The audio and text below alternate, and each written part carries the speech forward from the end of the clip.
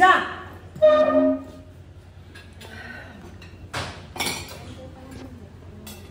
Ano ba itong niluto? Ha? Lasang sebo? At walang patatas! Ma'am, bulalo po kasi yan, ma'am. Kaya wala po talagang patatas. Next time, kulutuan ko na lang po kayo ng nilagang baka o pochero kung talagang patatas po yung habol mo. Kaya mo, niluto mo to. Kasi gusto mo tumikim ng bulalo. Ano? Ako, ma'am, hindi nga po kami pwedeng tumikim o kumain po ng pagkain dahil bawal nga po, di ba? Sumasagot-sagot ka pa? Utang lupa ka? Ha? Bumalik ka sa kusina. Bumalik ka doon! Wala akong gana dahil sa'yo. Ma. Ma.